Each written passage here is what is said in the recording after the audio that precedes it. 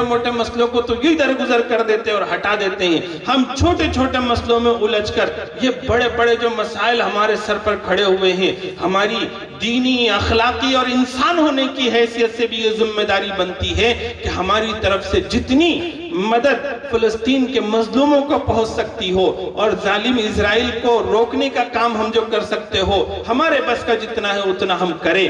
ہم بہت کچھ تو نہیں کر سکتے اس ملک میں رہتے ہوئے، کم سے کم ہم دعا کا اہتمام تو کر سکتے ہیں. ہماری مسجدیں دن بدن ویران ہوتی جا رہی ہے، مسجدوں میں نمازی کم ہوتے جا رہے ہیں. جب ایسے حالات آتے ہیں تو ہم کہتے ہیں کہ اب امام مہدی آنے والے ہیں، فلسطین کے اوپر اس طرح کے حالات ہیں، قرب قیامت میں حضرت امام مہدی آئیں گے، ہمارے عقیدے کا حصہ ہے، ضرور تشریف لائیں گے، لیکن وہ بڑی آزمائش کا وقت ہوگا. ہماری مسجدیں یہ رونا رو رہی ہے کہ جو قوم امام مہدی کا انتظار کر رہی ہے، اس قوم کے مسجد کے امام اپنے مقتدیوں کا انتظار کر رہے ہیں. ہم کو تو اپنی مسجدوں کو آباد کرنا چاہیے تھا. فجر کی نماز میں ان مظلوم فلسطینیوں کے لیے دعا ہوتی ہے اور ظالموں کے لیے بد دعا ہوتی ہے قنوت نازلہ کے ذریعے سے. ہمارے علماء فجر کی نماز میں قنوت نازلہ پڑھ رہے ہیں اور ہمارے نوجوان بچے رات بھر فیس بک اور واٹس ایپ پہ لگے ہوتے ہیں. کچھ غیرت جاگ جاتی ہے تو پھر فلسطین کی اور اسرائیل کی خبریں پڑھتے ہیں اور اسی پر مطمئن ہو جاتے ہیں. کہاں گئے فجر کی نماز میں ہمارے وہ نوجوان جو کہ غیرت مند دل رکھتے ہیں، ان کا خون کھولتا ہے جب وہ طرح طرح کی ویڈیو دیکھتے ہیں؟ کام تو یہ ہمارا تھا کہ ہم ان کے لیے مسنون دعاؤں کا اہتمام کرتے. اور جو اسرائیل کے پروڈکٹ ہے اور جو چیزیں ہیں جس کی کمائی کے ذریعے سے اسرائیل کی فوج مضبوط ہوتی ہے، ہتھیار سپلائی ہوتے ہیں اور وہ وہاں حملے کر رہے ہیں، تو ہمارا کام یہ ہے کہ ہم اپنی زبان کی لذت کو چھوڑیں، ہم اپنے جسم کی لذت کو چھوڑیں اور ہم اپنے پیٹ کی لذت کو چھوڑیں. ایسی ساری چیزیں جس کے بارے میں کچھ نوجوانوں نے سوشل میڈیا پر وائرل کیا ہوا ہے کہ یہ پروڈکٹ ہیں جو اسرائیلیوں کے ہیں اور اس کی کمپنیوں کے ہیں، ان چیزوں کو ہم اہتمام کے ساتھ استعمال کرنا بند کر دیں. یہ بھی ایک بہت بڑی مدد ہوگی فلسطینیوں کے لیے، کیونکہ یہی تو وہ پیسہ ہیں جو ہم اپنی لذت کے لیے خرچ کرتے ہیں اور اس پیسے کا بھگتان پھر وہ فلسطین کے مظلوم اور وہ بے بس لوگ کر رہے ہیں.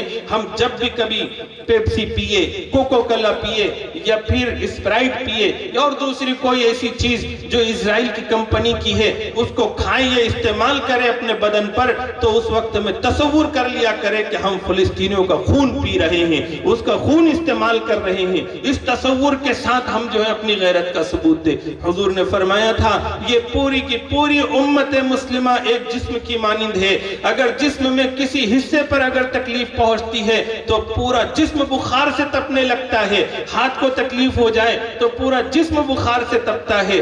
یہی مثال امت مسلمہ کی ہے. جو رشتہ لا الہ الا اللہ کا سارے مسلمانوں میں قائم ہے، تو دنیا کے کسی بھی مسلمان کو کوئی تکلیف پہنچے تو دنیا کے دوسرے کنارے کے مسلمان کو اس کی ٹھیس اور تکلیف پہنچنی چاہیے. یہ اس کے ایمان کا تقاضا ہے اور اس کی غیرت کا اور اس کی غیرت ایمانی کا حصہ ہے.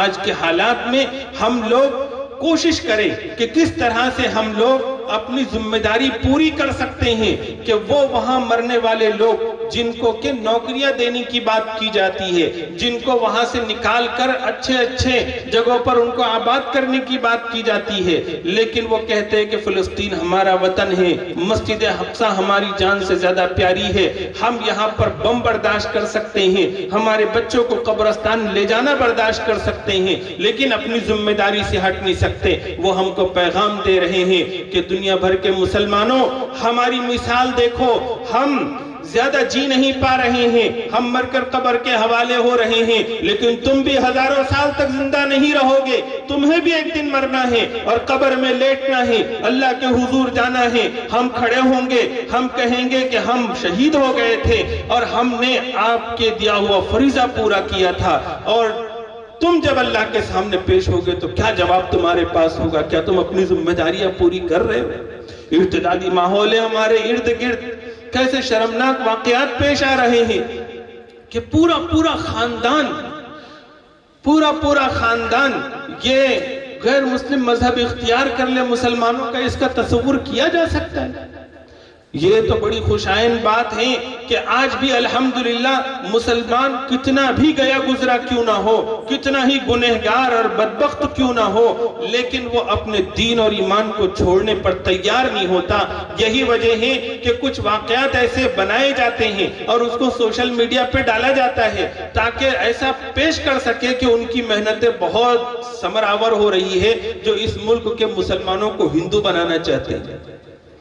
جو لوگ اس ملک میں کہ مسلمانوں کا دین اور ایمان چھین لینا چاہتے ہیں، آج وہ اتنے کمزور ہیں، لیکن اب اتنے بڑے پیسے خرچ کر کے اور ہندو بھائیوں کو بیوقوف بنا کر وہ بڑے بڑے پروگرام لیتے ہیں، تو ان کو اب ریزلٹ تو دینا ہے۔ ریزلٹ دینے کے لیے مسلمان ان کے ہاتھ لگتے نہیں، جو ان کا مذہب اختیار کریں تو پھر ایسے لوگوں کو وہ چنتے ہیں کہ جو مسلمانوں سے بالکل کٹ کر رہ رہے ہیں اور بچپن ہی سے غیر مسلموں میں ان کا اٹھنا بیٹھنا ہے، اور ان لوگوں تک ہم پہنچے نہیں، ہم نے ان کو دین اور ایمان بتایا نہیں، توحید بتائی نہیں۔ اب وہ غیر مسلموں سے بچپن ہی سے متاثر ہے، ان کے ساتھ ہی گھومنا پھرنا ان کا ہے، مسلمانوں کا کبھی ان سے سلام علیکم السلام نہیں ہوتا۔